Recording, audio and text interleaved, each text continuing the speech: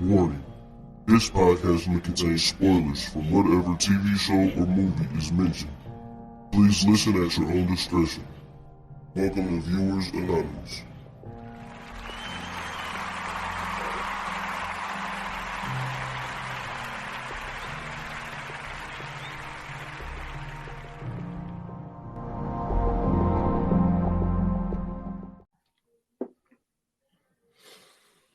Yo, what's going on? I am Scoots Bronson. And I am S. Foster. And this is the Viewers Anonymous podcast. What's up with you, Brody?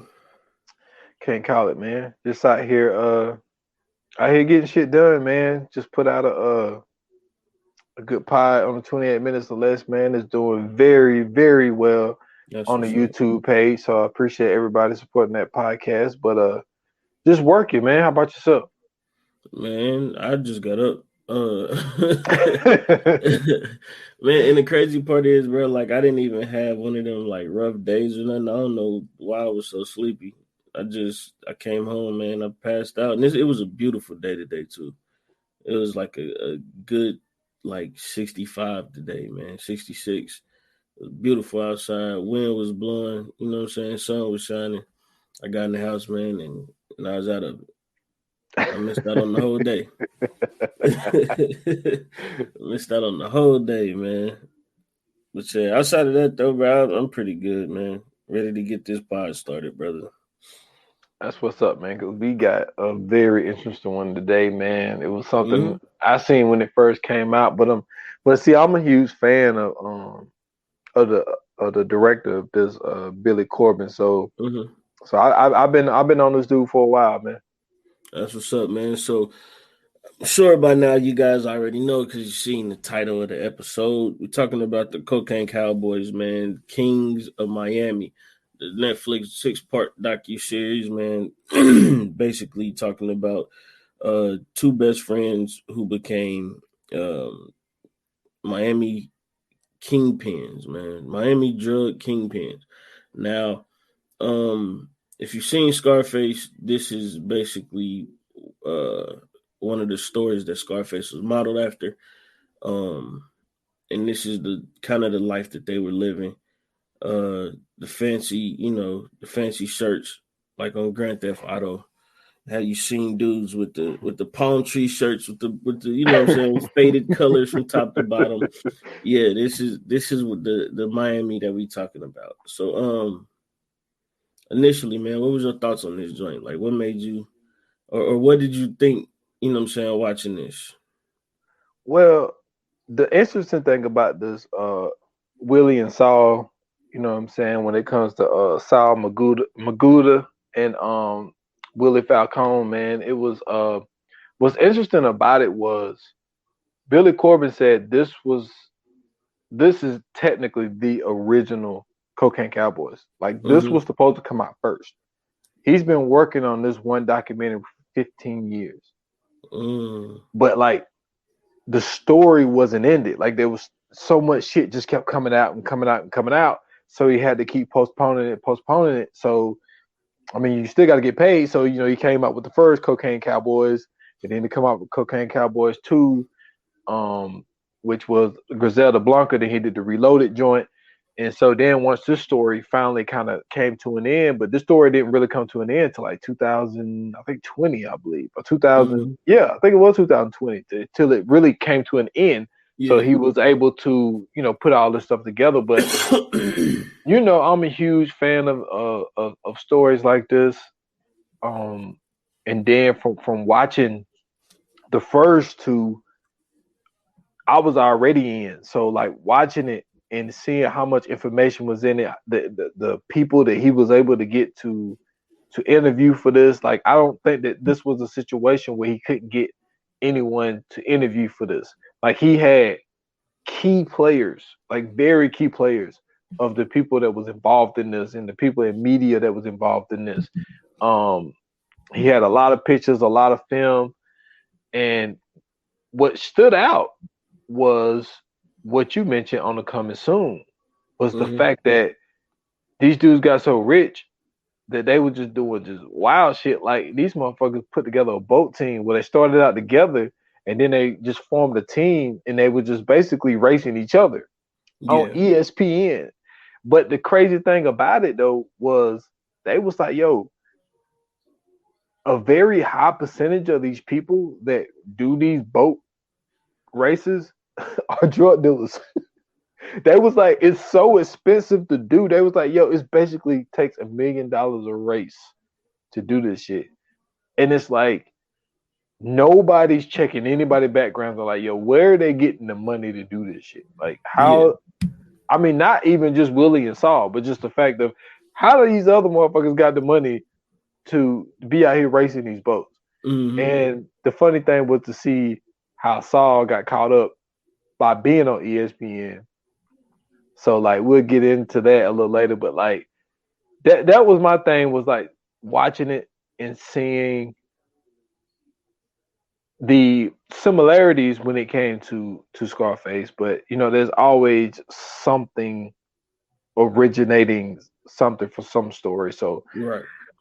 but I don't know, man. I mean, my first initial thought was I was amazed, man. It was a lot of information to take in. I mean, to me, what I thought was pretty cool about all this was the fact that, you know what I'm saying, of course, in the 80s, this is when, you know, like crack was hitting the scene. You know what I mean? Like everybody knows about Snowfall and the story of Snowfall and, you know, how crack kind of infiltrated, you know what I'm saying, neighborhoods and everything else. So on one hand, you have, you know what I'm saying, the CIA and, you know what I'm saying, and the various government organizations bringing in informants and, you know what I'm saying, undercover agents and stuff to distribute crack amongst, you know what I'm saying, like black and impoverished neighborhoods. But on the other hand, you know, like you got certain states where cocaine is flowing in and they don't know nothing about this at this point. You know what I'm saying? Like this is a totally different operation here. Like these two dudes built, you know what I'm saying, a $2 billion empire. You know what I mean? Like that's amazing. I mean, and of course not in a good way because I don't condone that, but just the fact that they were able to, you know what I'm saying, like have an operation that amassed $2 billion, bro. Like it's companies that haven't even touched that yet. You know what I'm saying? So the fact that they were doing that, and then I think they said they brought in like almost 75 tons of cocaine. I don't think people even realize how much 1 ton weighs.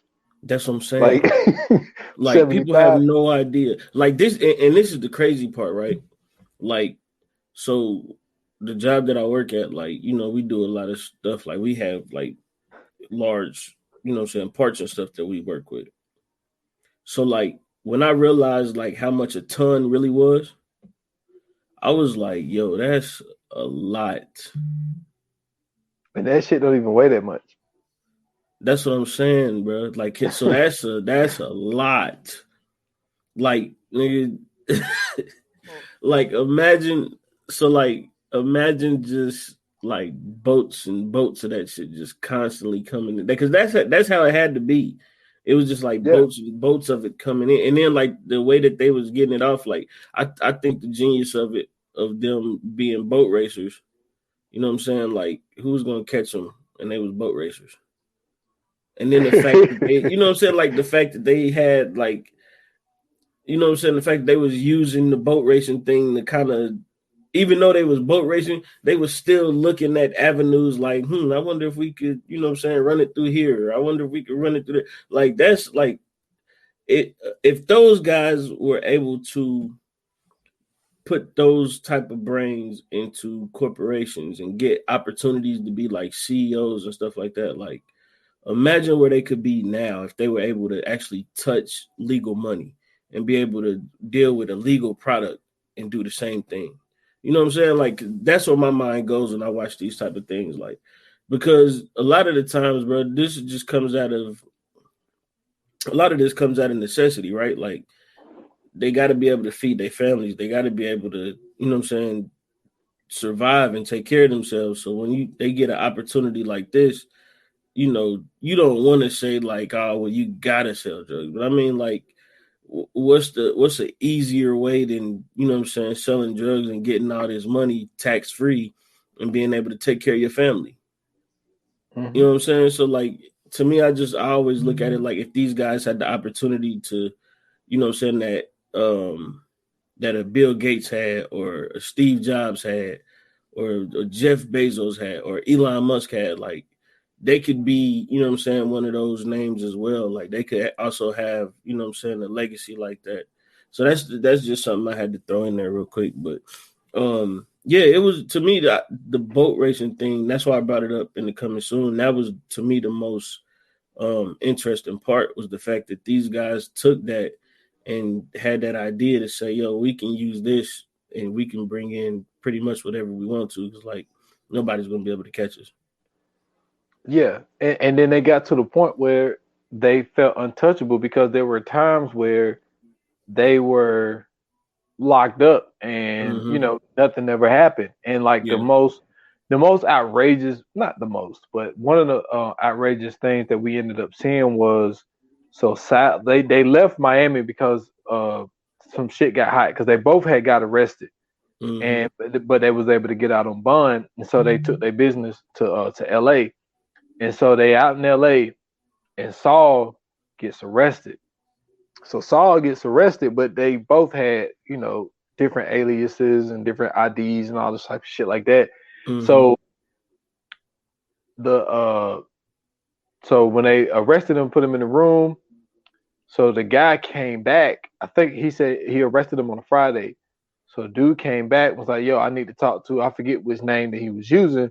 And he was like, oh, he's not here. They're like, fuck you mean not here? Like, he got I think that he had a 14-day. It was something.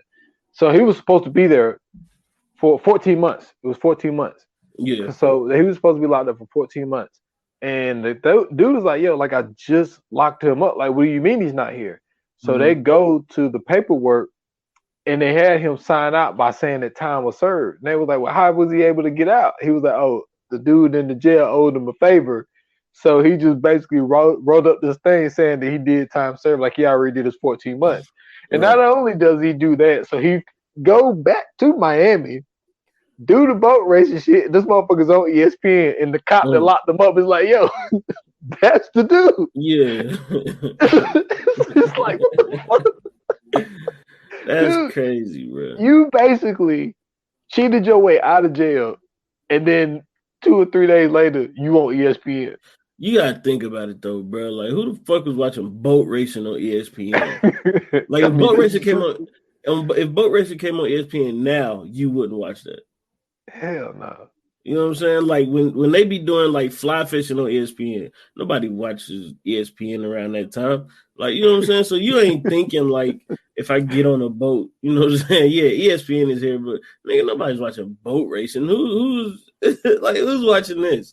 So I feel them. I did the same thing. Like, you don't think stuff like, I mean, unfortunately, you kind of put yourself in a, you know what I'm saying, stupid predicament. But at the end of the day, bro, like, nobody's thinking that somebody's watching boat racing. I mean, it's true, but like, to have the run-ins with the law that they have, and was able to beat a lot of the shit that they was able to beat.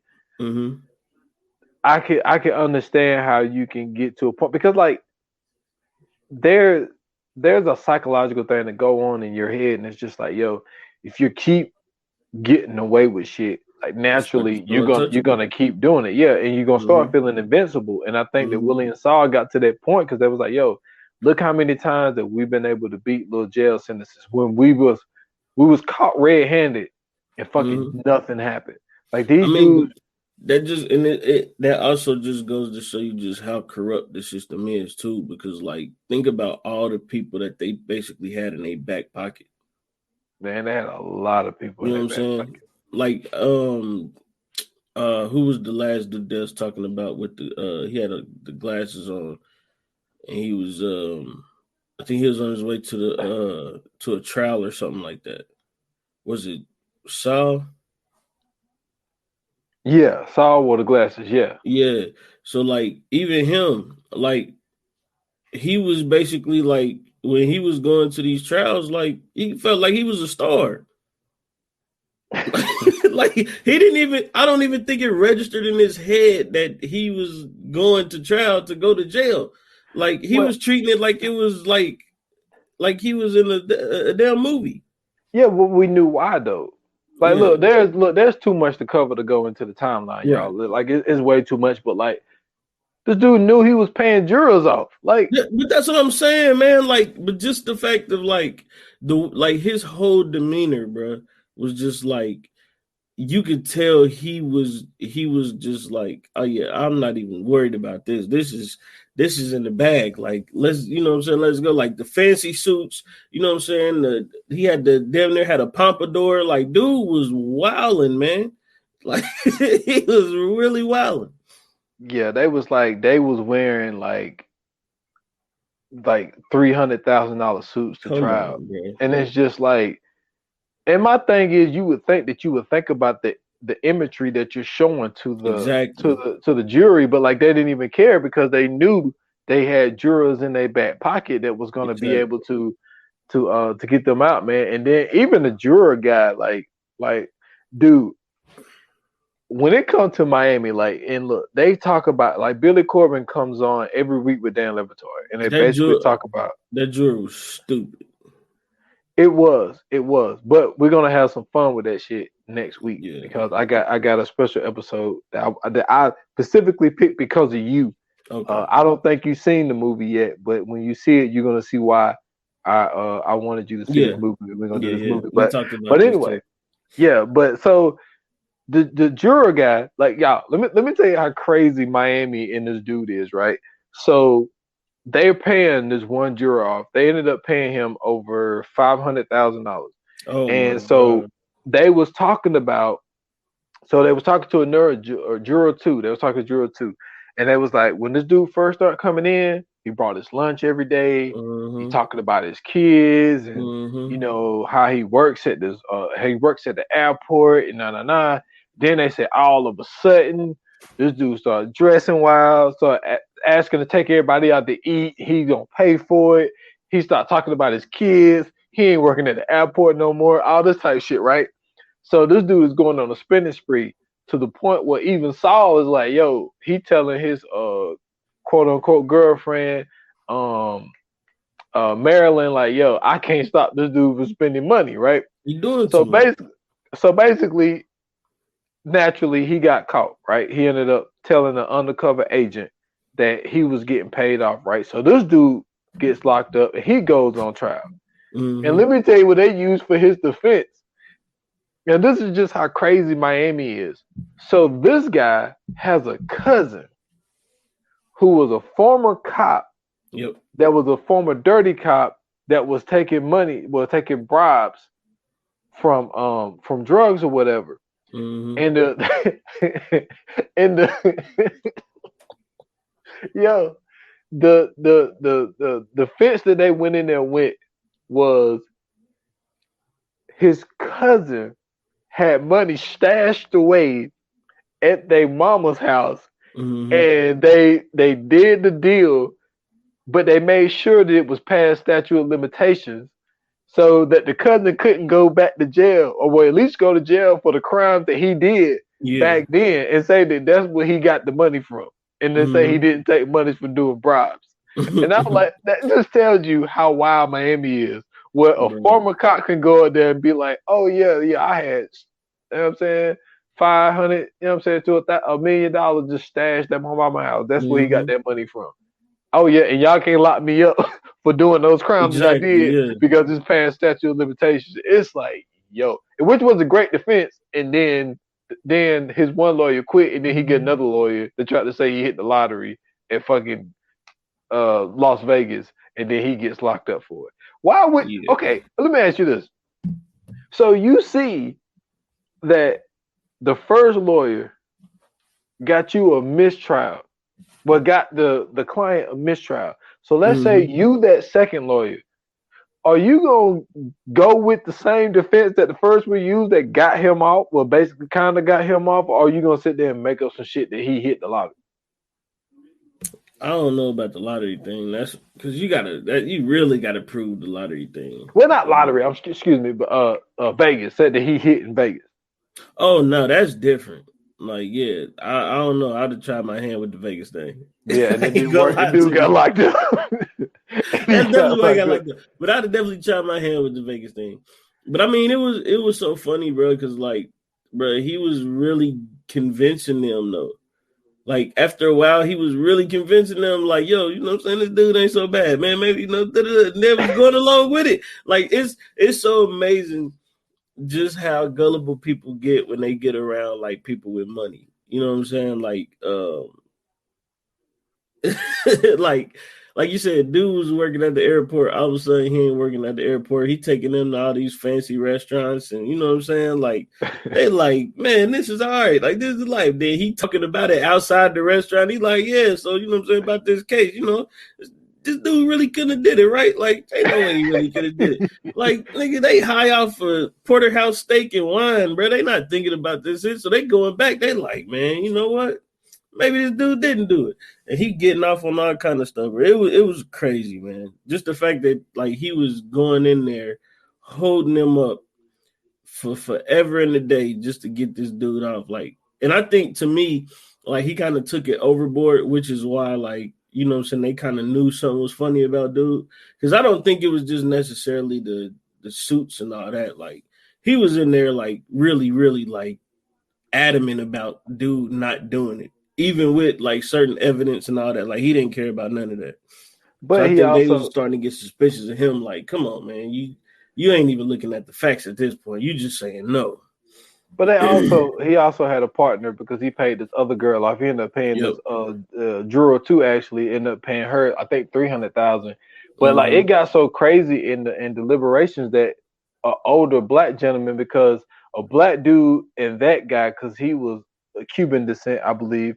Like Mm-hmm. him and this black dude got into it because the black guy was like, "Yo, he did it because he's Cuban," which is a weird thing to That's say. hilarious. But so they That's get hilarious. into an argument to the point where an older black gentleman ended up having a heart attack. Mm-hmm. So they ended up he get disqualified. Well, not disqualified, but you know he had health problems, so he ended up being dismissed Mm-hmm. or whatnot. But like to think about like how crazy it got in that room, man, and to the point where they was able to like they had like hard evidence on this dude, and I think if I'm not mistaken, 13 counts and 11 of them, all the serious ones, they get found not guilty for them bad boys. It's like, but then like, cause Sal got to the point where he started, dude, witnesses just started coming up missing, yo. Not missing, Yeah. but like just dead. It's like anytime, dude, I'm not a person of coincidences, man. I guess I've seen too many movies, but a lot of these movies are based on real life shit. Like Goodfellas, like that was Goodfellas is a real story. It's not Mm-hmm. fake. You know what I'm saying? That was a dude. It came from the story of Goodfellas came from a guy that wrote a book and while he was in protective custody. So like he told the story of why he was basically in protective custody. So Right. witness they pulled off robberies and got rid of the dudes that was involved in the robbery. Like this shit Yeah. happens.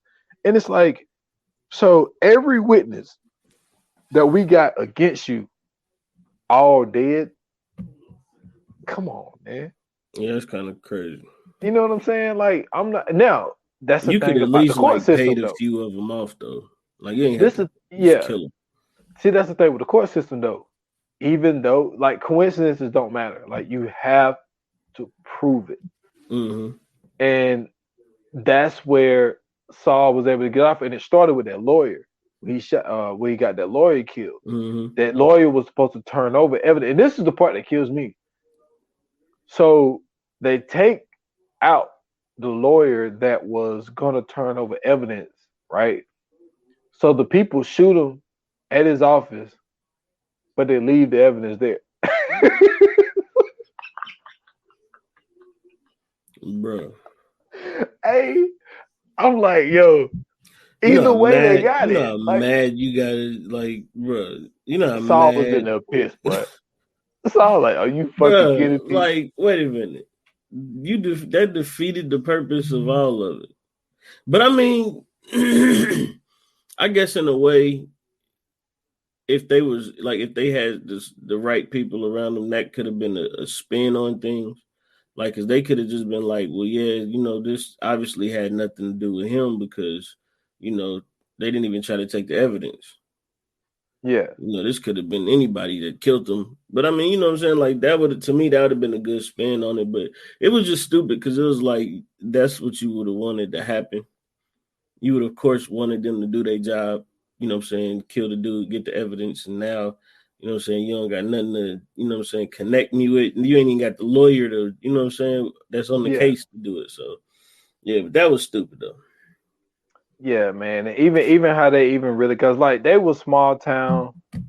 Not small town, but there was small drug dealers. Like when they was coming out of high school, both of them dropped out of high school. They Mm-hmm. were just basically selling weed. And so like when they was talking to one of the pilot dudes, he was like, the thing about selling weed is the fact of you got to have so many workers to be able to move it. He was Mm-hmm. like, so you dishing out so much money because of how much you gotta, how many people you have to move the weed. So they Mm-hmm. got involved in the cocaine and they went to what's my man name? They went to George Valdez, Yeah. and he used to sell cocaine back in the day. So he said basically he gave them their shot because he had to leave the country or something. Mm-hmm. So he left them with some, and so basically I forgot how much it was. Sorry, y'all, but when he came back, $1.4 million was waiting for him. He's like, oh man, so y'all really could push this weight then. Yeah. So he was the one who really got them started big time when it came to cocaine.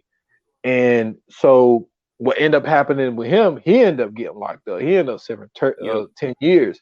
And then that's when they really, really took off, was after he was out of the way, but he was the one that got them their start.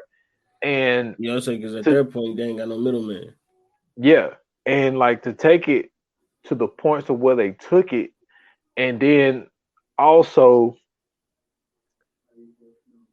it's fucked up what they did to George, man. Yeah. Because George Left my man was, hanging.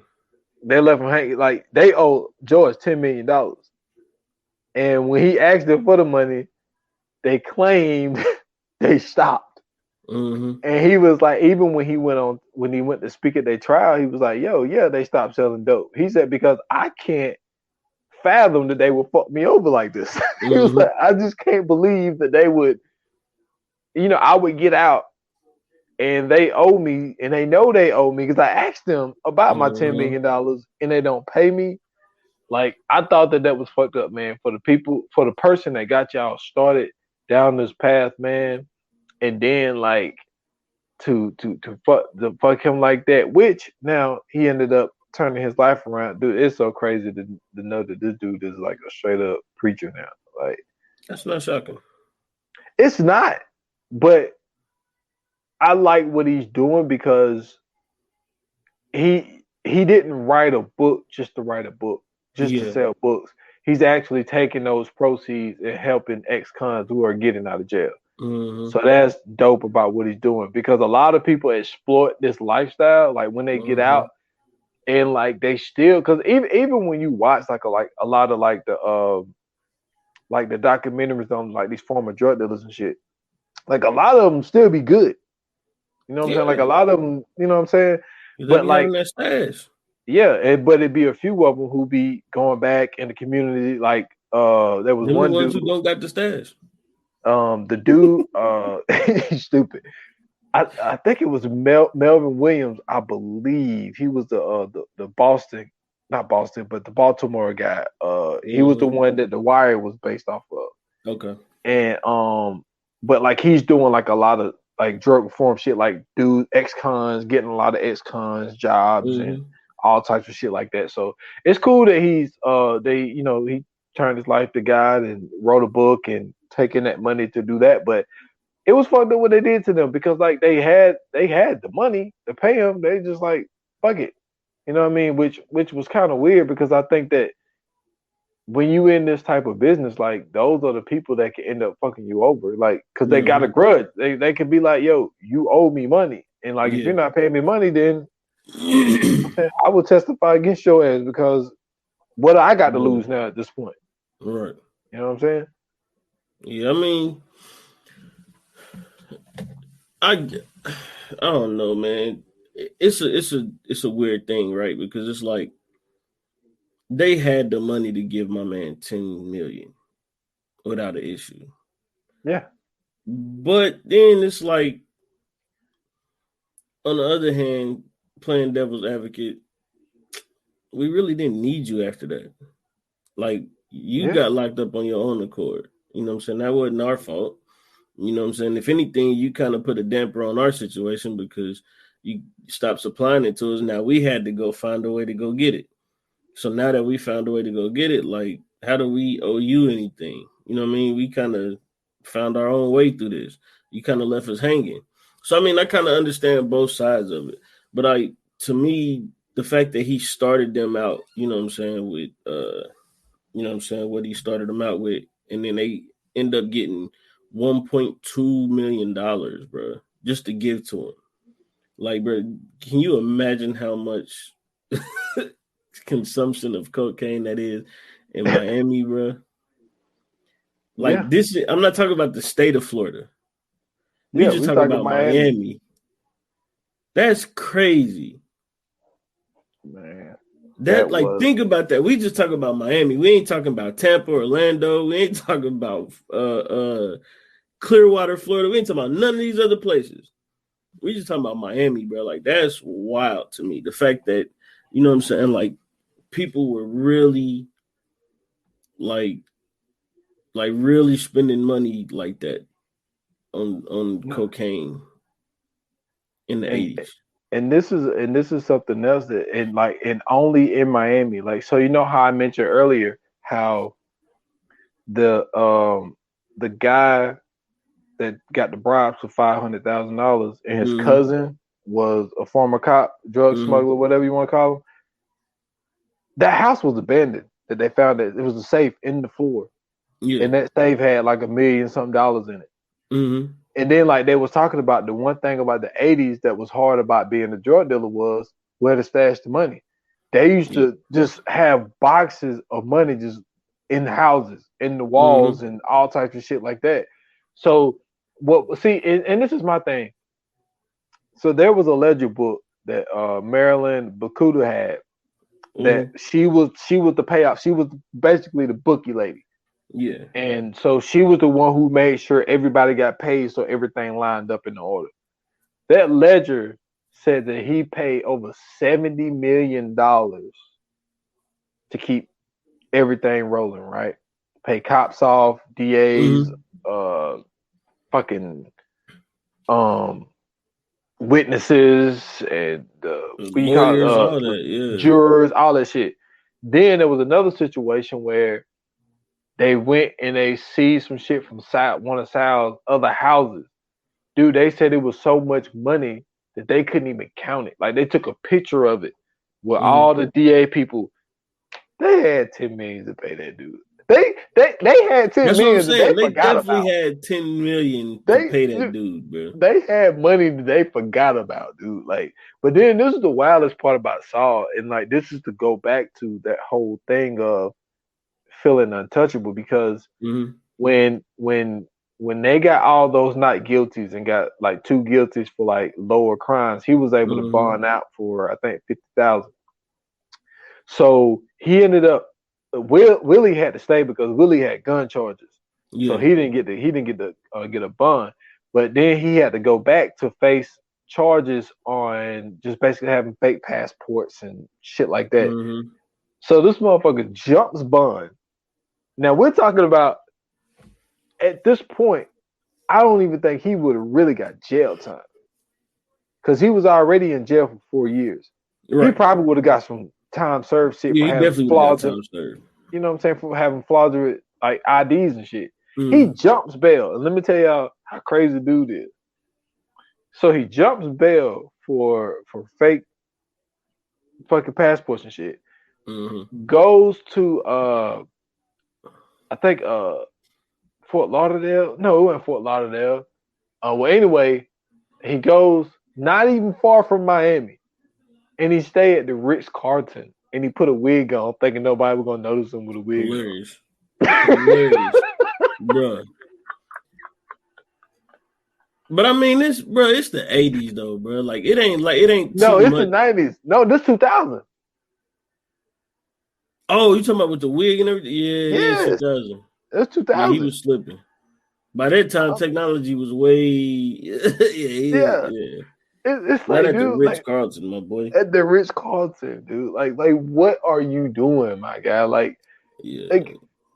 dude, this. You supposed to sit in the room, like you ain't even supposed to come out when you do some shit like that. Yeah, man. It's just like when you sit back and you look at some of the things that he done, and it's just like you can Mm-hmm. tell he got that invincible thing of like, nah, man, they can't touch me, they can't hold me. Like, dude, Yeah. The I fact that just that got nigga thought off. a wig was gonna stop anything. Dude, that is so fucking funny, Yeah. dude. A wig. When you've been on TV. This is the Yeah. highest profile case in the state of Florida, and you think nobody's gonna recognize you just because you got a wig on, dude? Like, come Yeah. on. So that was funny, man. But like the wildest thing was the whole shit with Tabby, man. And I Mm-hmm. remember telling you this before you saw it. You was like, "Yo, I gotta watch this shit." You Yeah. remember when I tell you? Because Tabby was a Willie Falcone's brother. So when Mm-hmm. shit started to hit the fan, Tabby and his wife dipped right off the rip. Right. Like they was gone. They was hiding out for 27 years. Bro, because 27 that's years. how you supposed to do it, bro. You go But somewhere and get low, and you don't get in yeah, contact with no damn body. yes. But Mm-hmm. when you do that, you don't just go to Lando right down the street from Disney World. Yeah. That's hilarious, bro. Yo, this dude been hiding out in Orlando, Florida for Yeah. 27 years, right down the street from Disney World. Like, this man, you think you gonna be in Venezuela somewhere? Hell Like, nah, man. somewhere, No, man. bro. You don't go to no. First and foremost, like you don't want to go to a different country. Like Okay, well, go to Idaho, man. Why the fuck is you three definitely don't hours want to go to away? Idaho. You think when a Cuban Hispanic dudes in Idaho is gonna be? They know Hispanic dudes in Idaho Man, all right, well, in the go, 80s. man, go to Vallejo then. Go somewhere, man. Like, come Yeah, on, man. he would have been better off in Cali, bro. Dude, man, to be, but then even when he got caught, they was like, yo, he was just like, they said that dude looked exhausted. Like, he was relieved. He was like, man, I've been looking over my shoulder for 27 years. And that's the Yeah. thing. It's like, that's definitely, well, really the main thing, because I don't want to get locked up or killed. But, like, at the same time, it's just like, Mhm. always constantly looking over your shoulder. Like, I you mean, know what I'm saying? that's a part of that whole. That's a part of the quote unquote drug game anyway. Like you don't, you know what I'm saying? Like it's always awareness. You have to be aware at all times, 24/7. Like you don't know who's against you. You don't know who really with you. You know what I'm saying? Your right hand man could be one to take. We seen that, you know what I'm saying, on Snowfall. You know what I'm saying? Mm-hmm. Scully's boy was trying to take over, you know what I'm saying? Because he was tired of the way Scully was acting. And, you know what I'm saying? He was willing to work with, you know what I'm saying, a whole different group of people, you know what I'm saying, just to be on, you know what I'm saying, on top of the, you know what I'm saying, of the area that they're in. Like, so to me, it's like, that's one of those things where it's like, yeah, you could be the king, but, you know what I'm saying, heavy is the crown. Like, you don't want to be that guy, you know what I'm saying, to get his head chopped off, like, you know what I'm saying, and or you don't even want to be a part of the crew that, you know what I'm saying, of the guy getting his head chopped off, because you could just be one of those people who they look at like, if I kill him, well, I got to kill him too, because he's gonna be next in line, and you really ain't even got nothing to do with it. Like if he get killed, you pretty much out of it. Yep. And that's what I'm saying. So Like, yeah, it's a yeah, crazy game. it's definitely a crazy game, man. Because even somebody like Peggy was somebody who worked for them like ever since he was a teenager, Mm-hmm. and like Peggy was saying, this dude Peggy was. He said that when he was 21 years old, like this dude was making, you know what I'm saying, pretty much like a meal a month. And he wasn't even, you know what I mean? He was just a guy that went to go. He did the pickups and drop offs. Yeah. And he was like this is how I was living at 21 years old. Like, can you imagine, dude, just Bro, having that that's type of money at 21 lovely. years old? Bro, if I had $1 million a month at 21, bro. Man, I remember when I had $5,000 at 21. So I can only imagine. I can only imagine what I'd have did with $1 million, bro. Oh my gosh. but Peggy ended up flipping on him, man. But like he was in a situation where, you know what I'm saying, he had this girl, they just had a kid. Now, I'm not making no Mhm. excuses for him. I'm just saying I think I that mean, he what did the he right said, thing though, man. yeah, he said that was a lot of the determined factors was, just getting with this girl and they got a kid and he got caught with a lot of shit. Mm-hmm. So, he gave up Saul.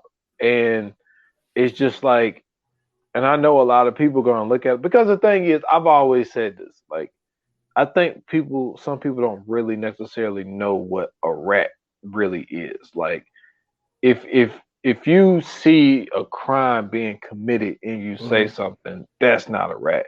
Right. But if you've been down with these people for a decade, know what's going on, you know the game. Mm-hmm. What he did was some rat shit. Oh, it You was know what I'm saying? 100% rat shit. But I'm gonna be But honest with you. We gotta listen. We gotta quit getting mad at niggas that's rats. no, Everybody ain't built for the struggle. Like to me, I'm not mad at him. I wouldn't have did it, but he did the right thing. Like you said, he just had a baby. You know what I'm saying? Him and his girl was going through some things. Yeah, man, you don't want to be in that situation and putting your family through that situation, or being like, dude, where you looking over your shoulders for 27 years and you down the street from fucking Disney World. Like, you know what I'm saying? Like, you could be down there riding roller coasters instead. You too nervous to go because you think you about to die on the teacups. Nah, man, you don't want to live that life. true, true. And then like at the same time, like once you found out, now Willie was more chill.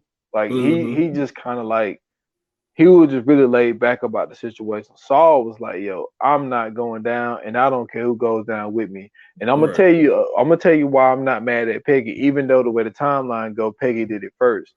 Mm-hmm. Peggy might have realized Saul is a fucked up individual. Yeah. Saul Dude's ended up violent. getting his dad and his son locked up. And he Yeah. could have saved him, and he didn't. His Mm-hmm. dad was in his 80s and had to spend 3 months in jail. And his son had to go to jail for 5 years. And Saul had a chance to get both of them no jail time, but he decided to only care about himself.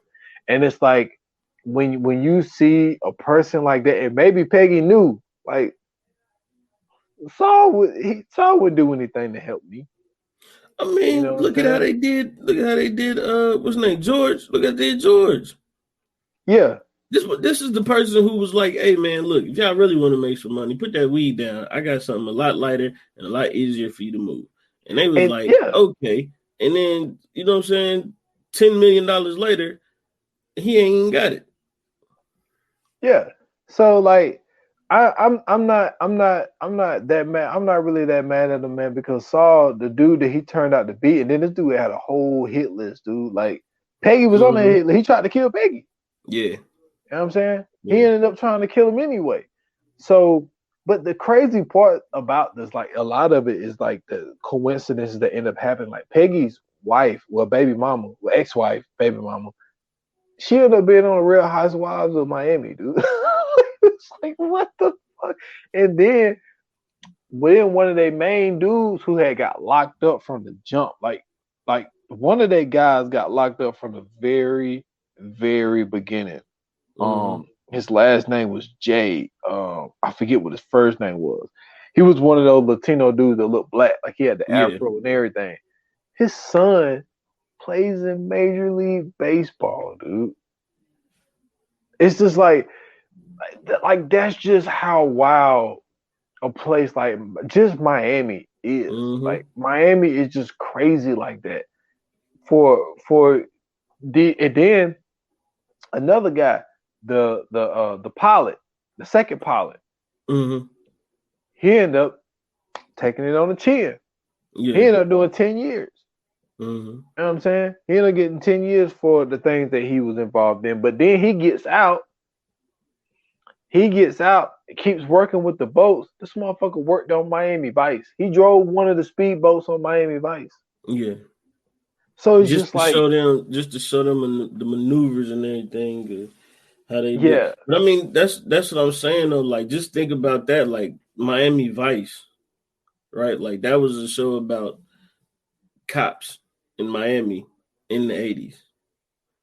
yeah, Like, and they wasn't doing like no regular police work. Like these niggas was these niggas was doing like undercover FBI missions in yeah, Miami, bro. Like true, that's how crazy it was in the 80s in Miami. Like you had two regular cops that was doing like real life or death missions. They weren't even doing like police work. These niggas was on missions.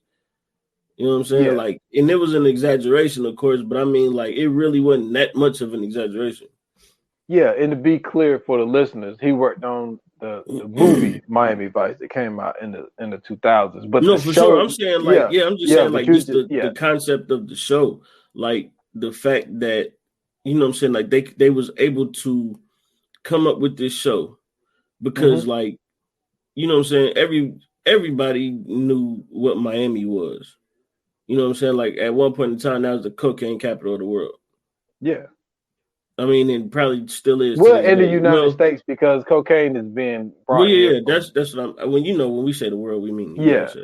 You know that like we call the NBA teams the world champions. Like, yeah, the world champions. yeah, you know what I'm saying. But nah, like just the fact that you know what I'm saying, like that was the cocaine capital, and then like even to this day, it probably still is. Like outside of like it's probably neck and neck with them in LA.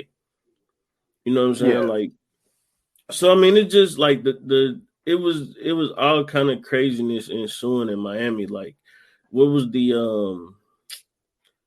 it was like a big gang fight with like the Cubans and like somebody else. I forgot who. I think like a Cuban gang or whatever. And they had like this big shootout and fight with the police.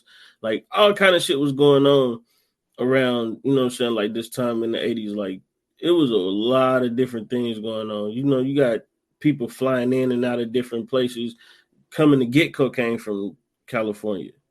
You know what I'm saying? mm-hmm. To take it to other places to make crack. Like, so it was not only were they, you know what I'm saying, like the cocaine capital as far as consumption, it was like you know what I'm saying, people coming in to buy it. There's a major distributor.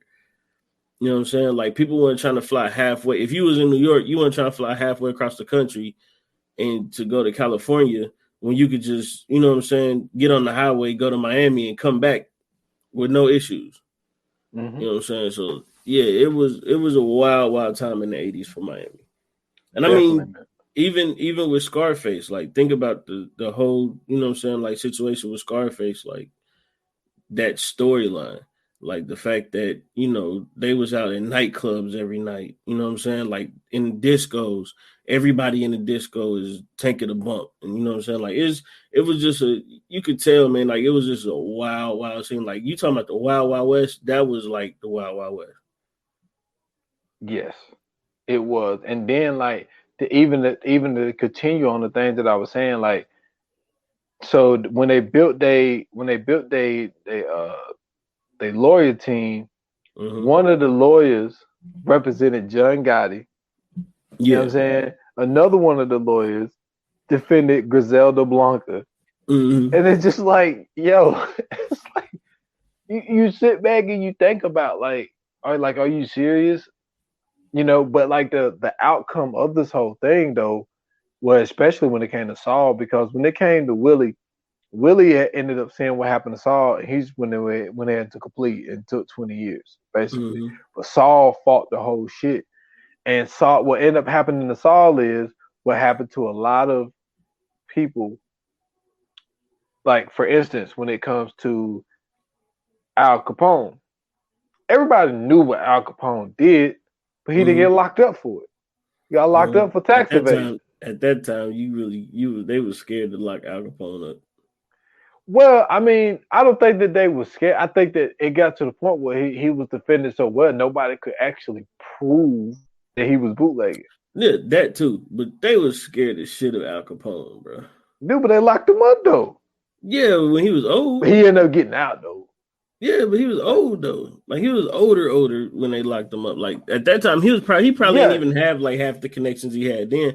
I mean, like when he was doing what he was doing, like everybody know Al Capone was the, he was the like bootleg king. Yeah, but he was also like the Grim Reaper. You know what I'm saying? He took a lot of people out. That, oh yeah, a lot. Like he had hitters. So like, you know what I'm saying? Like it was what's the one story you told me about, like the dude that, you know what I'm saying, they was all in the restaurant, he killed somebody, so he had to kill the whole restaurant. Wait a minute. Talking about something recent?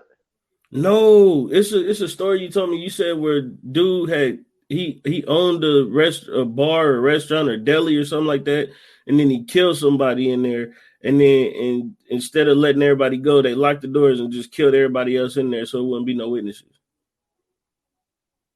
Damn, I don't know. My mind is drawing a blank, but maybe it ain't. That. Maybe it wasn't you. Maybe it was somebody else that told me that. But just the fact that like that's the type of stuff that was going on in like around like when Al Capone and them was like, yeah, like dude, it could be, you could be just getting dressed with your wife, going out for a night of swing dancing, and next thing you know, everybody's dead. You know what I'm saying? Like from a Tommy gun, like everybody in there dead. Nobody knows. You know what I'm saying? Like they was like wilding back in the day, bro. Like the mafia was playing no games.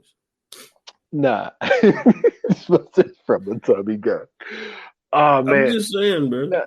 But yeah, I bring up Al Capone because they just went with like, let's just try to get them with something, and the only thing they could get them for was tax evasion, and what they ended up getting solved for because they could not. Now, what they ended up doing was, I mean, look, there's a lot involved in this, man. Y'all would just have to watch it, but basically, he was using Maryland to do everything for him. Yeah. But Maryland ended up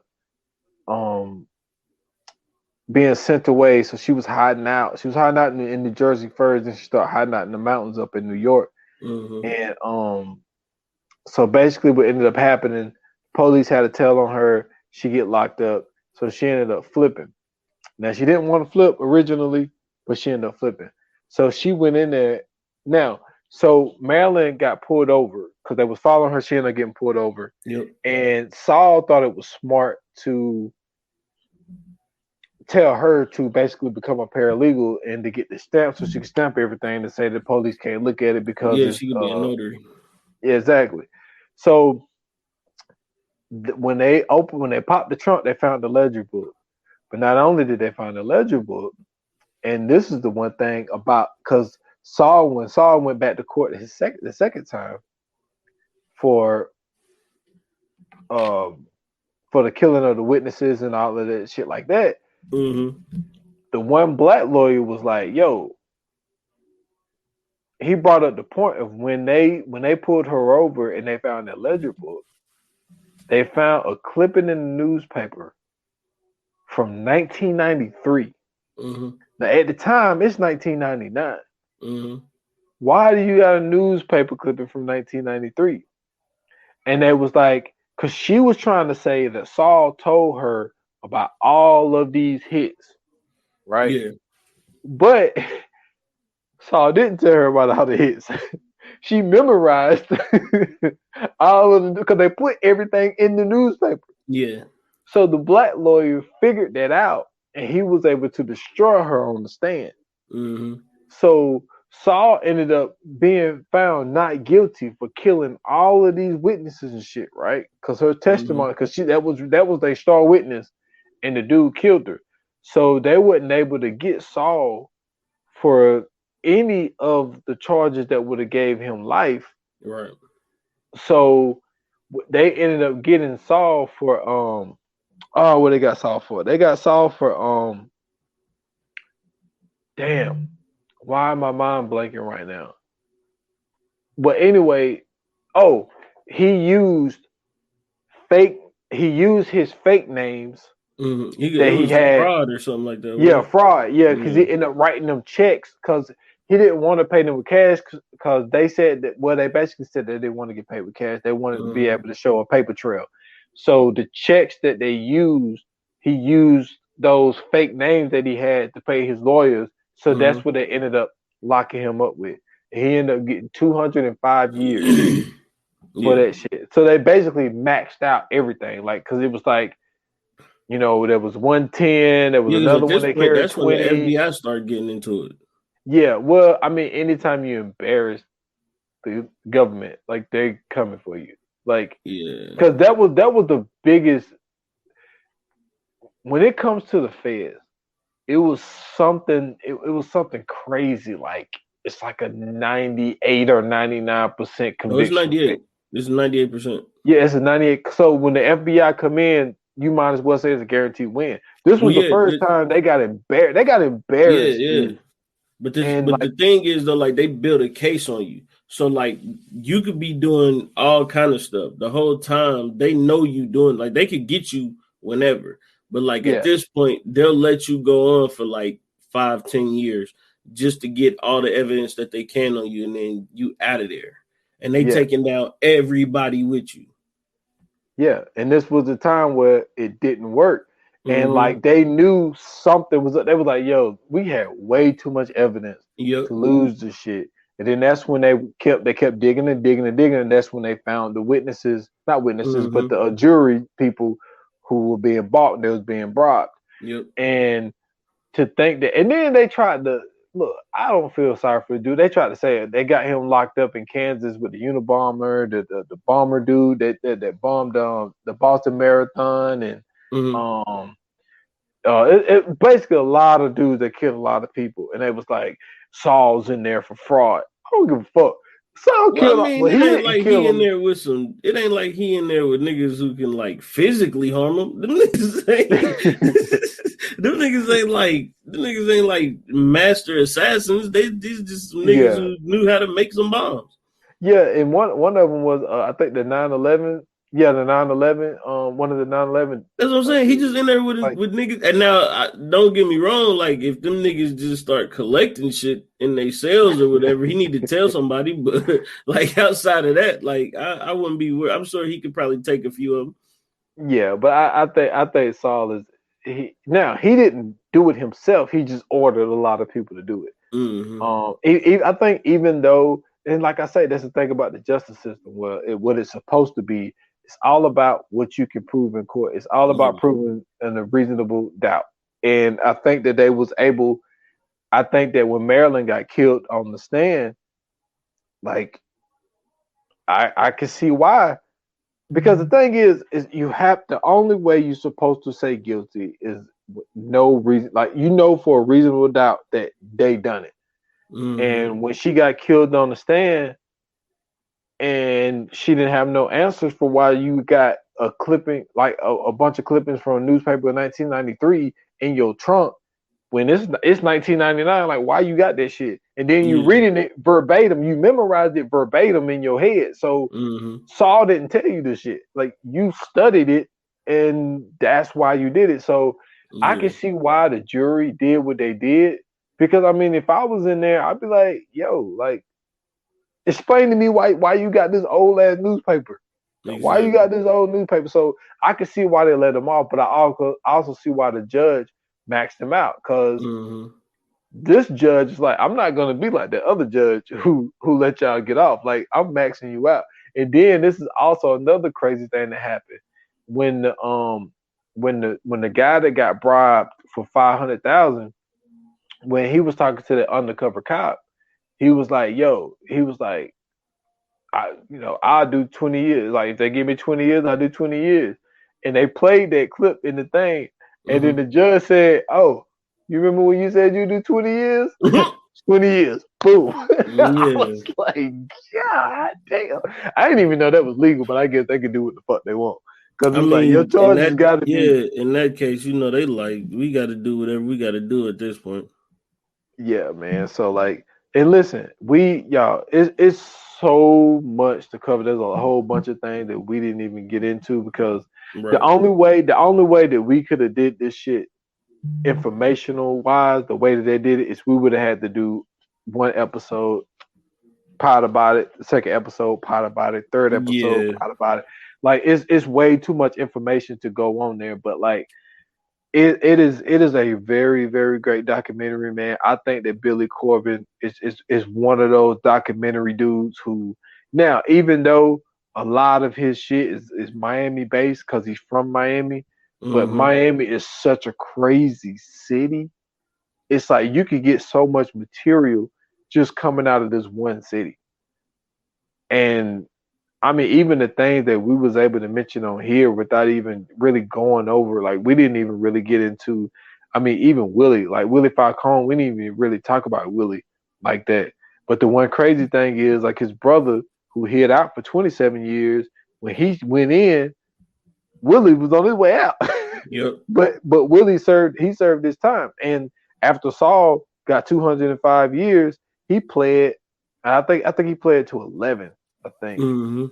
I think he ended up playing into it. He had got 11 years, but like I thought this documentary was great, man. I think he's Yeah. doing. I think he's doing really good with this cocaine cowboy shit. Yeah. Yeah. He got some very interesting stories on there, man. So yeah, man, let's get into it. Let's do this Fire Flames, man. Yes, sir. Yoga fire. Yoga flame. I take it, man. A lot of detail in the story. Kind of dragged out in a couple episodes for me, but for the most part, like they gave us a lot of information. They gave us some interesting interviews. And what I like most about it is how they basically kind of described the landscape of Miami and all those different times, you know what I'm saying, during this whole process. So going from the 80s to the 90s, you know what I'm saying, to the 2000s and 2010s, so on and so forth. And how they was just kind of showing everything, you know what I'm saying, from, you know what I'm saying, those different eras, those different points of views and everything else. I'm going to go ahead and shoot for a 4, man. That's what's up, man. And you know the crazy part about you saying you felt that they dragged it out, Mm-hmm. dude.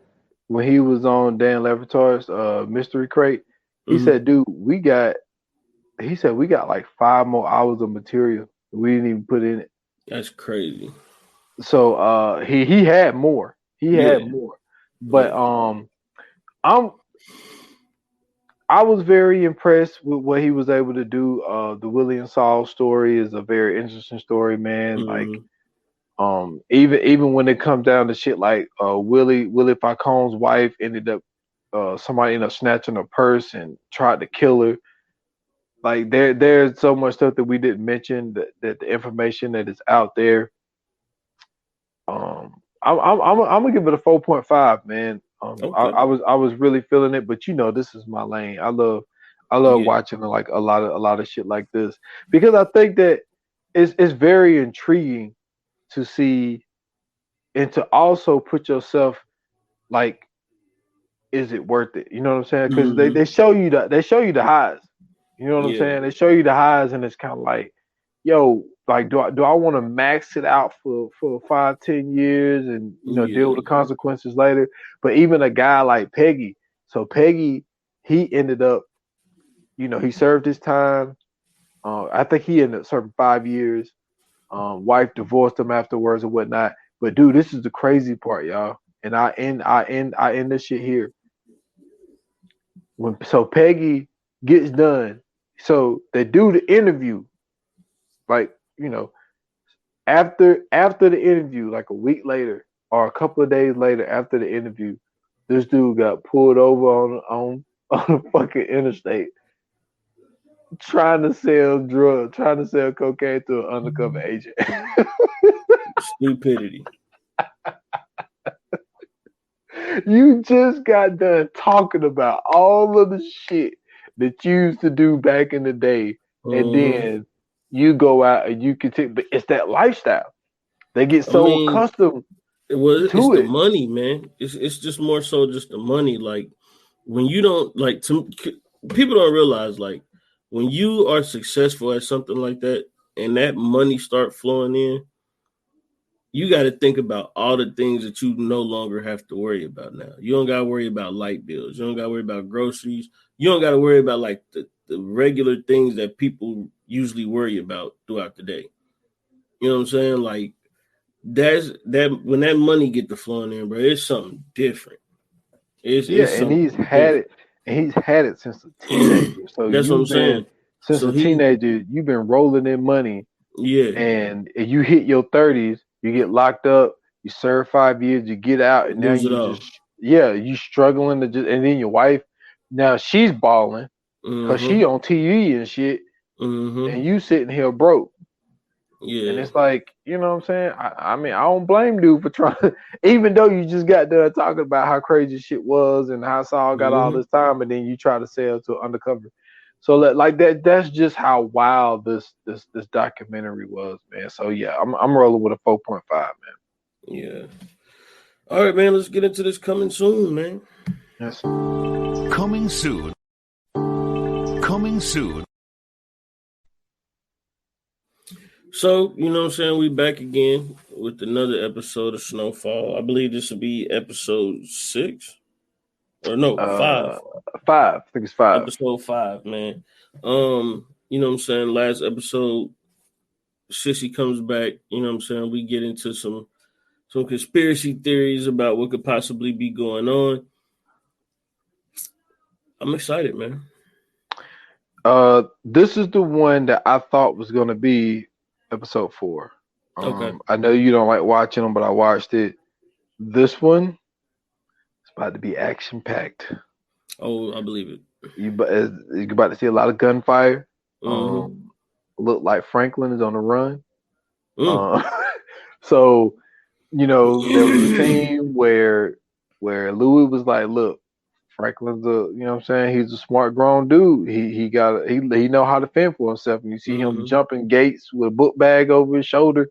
So it seemed like a lot of shit is seeming to hit the fan in this episode. Mm. But from the trailer of the season, you see that they showed in that preview that, like, I mean, they even showed Franklin tied up to a chair. Like, so it's some Mm. shit is gonna go down at some point. So it's starting to it seemed like, I think this episode is where Yeah, it's we getting starting to real. ramp up. Yeah, it's starting to ramp up for episode 5, man. Yeah, man, can't wait. So y'all stay on, you know what I'm saying, stay on your job. Make sure y'all give, the episode when it drop. You know what I'm saying? Tune in, hit us up on the socials and whatnot. Speaking of the socials, you can follow us on IG and Twitter at ViewAnon You can also follow us on Facebook at VA Pod Watch Group. You can follow me on Twitter at Scoots Bronson, and you can follow me on TikTok at Scoots Bronson TV. Yes, sir. Y'all can follow me at s.foster8 on Instagram, at 28 minutes or less pod. That's on IG. Also, the s.foster8, that's on Twitter as well. What else? Follow the 28 minutes or less on all major platforms. Just put out an episode with the guy, episode 77 with the guy Tyrone Collins, man. We talked about a lot of very interesting things. So I appreciate him jumping on the pod with me. So go check that out, man. So appreciate it. That's what's up, man. Thank you guys for tuning in. Thank you guys for listening. We are, you know what I'm saying, we greatly appreciate it, man.